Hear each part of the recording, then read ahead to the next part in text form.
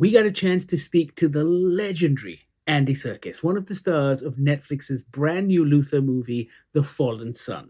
Before we get into it, I have to say that while your performance was phenomenal, delightfully diabolical, credit has to be given to your magnificent hair. Thank you very much. You popped up on screen and I was just like, that is some phenomenal hair. Yeah, it's caused a real stir. I didn't realize how much how globally it would be appreciated as a thing of its own in its own right. But it's true.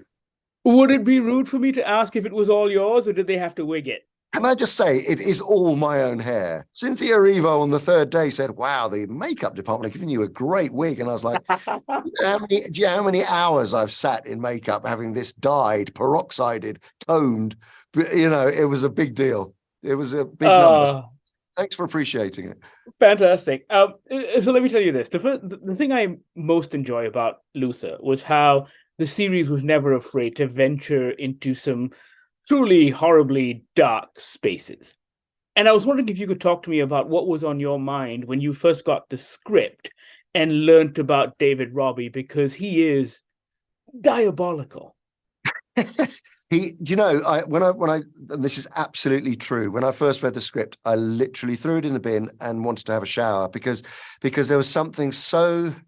I didn't want to go there. I really didn't want to go there. And then I had to sort of step back and go, this is actually a really great debate about the state of all of our psyches in terms of the responsibility that we've just handed over to the internet. Yeah. And that David is a one could just say, yes, he's a diabolical villain, a psychopath, he's a murderer. Of course, those things go without saying.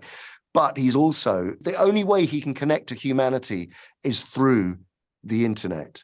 He watches people, he observes. It's not even, he's a voyeur, and then he shames people, obviously, and manipulates them. But he has his own inbuilt moral logic, which is a real hatred for people who think that they are the good people, that they're better, that they are morally on a higher ground than he is. He can't bear that because actually he represents two things. He represents everyone who is isolated and who has become isolated because of the internet, who lives in their own world and can't connect with humanity.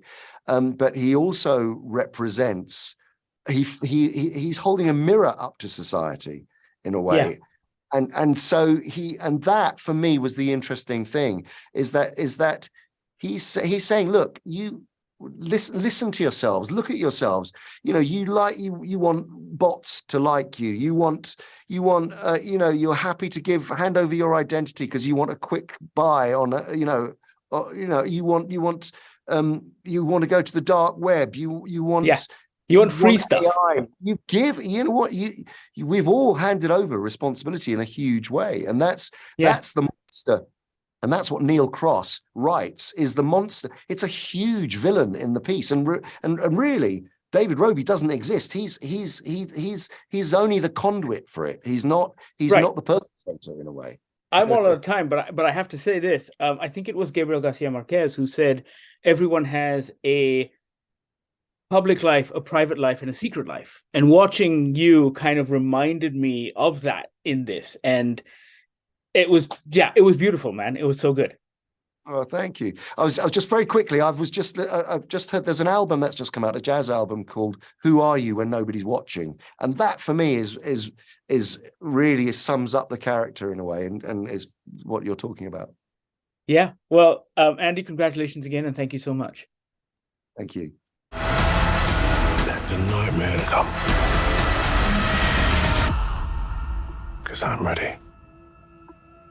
Luther, The Fallen Sun is now streaming on Netflix. Watch it. Let us know what you think. Sound off in the comments. Don't forget to check out our other interviews. Like, subscribe, follow, tell your friends, tell your family. You know what to do.